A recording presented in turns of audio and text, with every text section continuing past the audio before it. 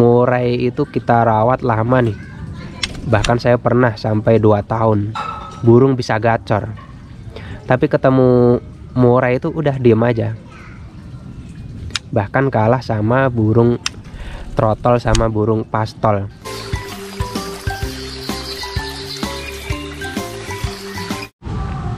Halo teman-teman, jumpa lagi di channel Biru Ireng.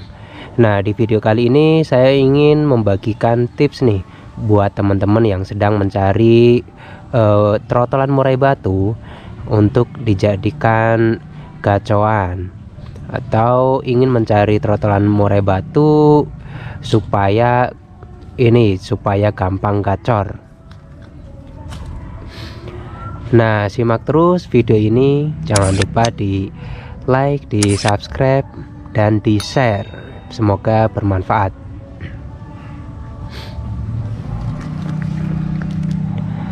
Nah teman-teman, apabila teman-teman masih bingung nih, sekarang kan banyak banget nih di pasaran tentang murai batu, dari harga yang murah sampai harga yang mahal.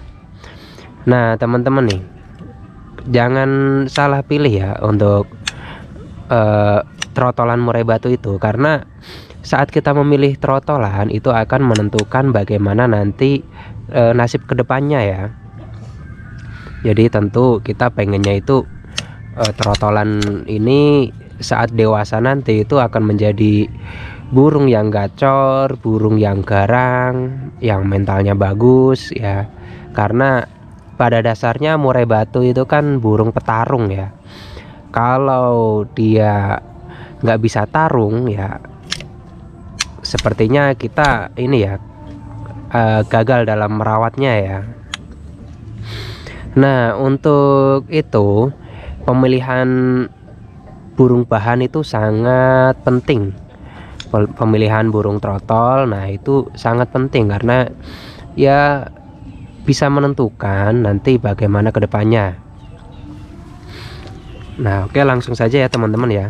Jadi jika teman-teman pengen mencari trotolan nih supaya nanti tidak kecewa, hal yang pertama dilakukan teman-teman langsung cari ke peternak yang sudah jelas induknya ya. Jadi teman-teman bisa cari peternak yang sudah terpercaya, atau mungkin ada kolega atau kenalan yang punya ternakan murai dengan indukan yang prestasi. Jadi biasanya kalau burung-burung prestasi itu kan sudah jelas ya kalau mentalnya bagus. Nah kemungkinan besar itu nanti trotolannya pun akan menjadi burung yang bagus juga, karena mental itu adalah terah dari gen dari induknya ya. Jadi pertama jangan asal dulu nih kalau mau memilih murai batu, karena murai batu yang mentalnya bagus itu pasti akan membanggakan pemiliknya ya.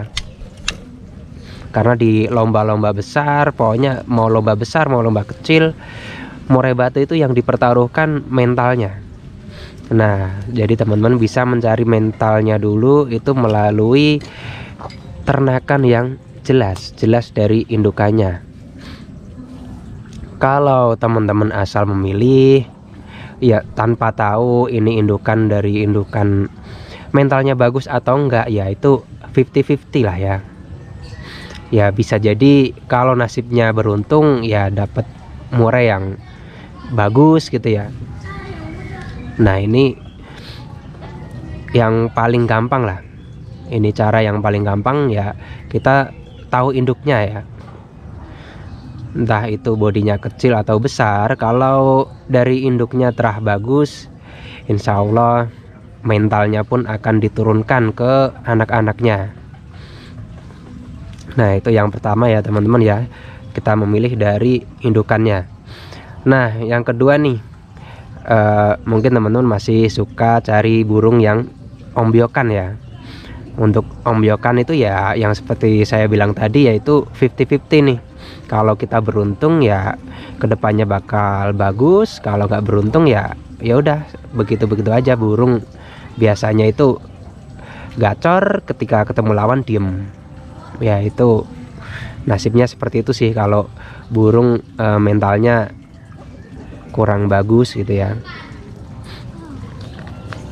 Nah sekarang kalau memang teman-teman carinya itu yang ombyokan gitu ya. Nah karena ombyokan kita nggak tahu indukannya seperti apa, mentalnya seperti apa, yang kita upayakan adalah memilih ciri-ciri dari fisiknya ya. Nah untuk fisik yang kita lihat aja, yang mungkin nggak terlalu detail nih, yang kita lihat aja, karena di saat kita memantau itu kan paling hanya sekilas ya teman-teman ya. Kita hanya melihat sekilas, kita lihat dari gesturnya, dari bodinya. Nah itu apa yang sekiranya menjadikan kita jadi srek gitu ya. Nah itu baru kita ambil. Nah untuk bodinya ya usahakan teman-teman cari yang bodinya besar, karena kalau bodi besar ya itu ya katuranggannya bagus ya, jadi burung itu terlihat sangar. Terus kepalanya juga usahakan cari yang besar dengan mata yang melotot ya. Terus untuk paruh sih sebenarnya bisa tebal atau tipis sih ya. Nah kalau bisa cari sobekan paruhnya itu yang ini sampai ke bawah mata. Nah itu kan dipercaya nanti akan ngeluarin volumenya itu dahsyat ya teman-teman ya. Terus untuk cengkraman kaki, nah itu harus terlihat kuat. Terus untuk warna kaki biasanya yang warnanya gelap itu biasanya burungnya ini lumayan temperamen gitu ya. Dari beberapa pengalaman saya, burung murai yang kakinya gelap itu temperamennya lumayan tinggi.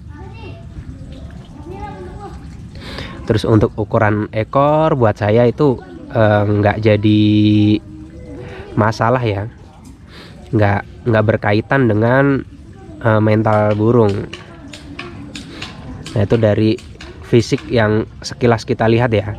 Terus dari respon trotolan nih, untuk trotolan yang mentalnya bagus biasanya itu dia kalau ada beberapa trotolan nih, kita akan milih nih.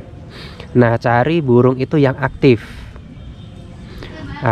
ya, mungkin loncat-loncat, bisa naik turun tangkringan gitu, pokoknya yang aktif. Terus sering ngeluarin ketrekannya bukan yang cuma tek gitu ya, tapi cari yang sering ketrekannya itu panjang, trek gitu. Nah ketrekan seperti itu tuh ketrekan murai emosi gitu ya. Jadi kalau teman-teman bisa menemukan trotolan yang sudah sering ngeluarin ketrekan panjang, nah itu kemungkinan besar trotolan itu temperamen ya, emosinya itu tinggi. Nah jadi diharapkan nanti settingannya itu mudah, untuk mencari emosinya itu mudah ya teman-teman ya. Karena masih banyak murai itu kita rawat lama nih, bahkan saya pernah sampai 2 tahun burung bisa gacor, tapi ketemu murai itu udah diem aja, bahkan kalah sama burung trotol sama burung pastol yang mentalnya jauh lebih bagus gitu ya.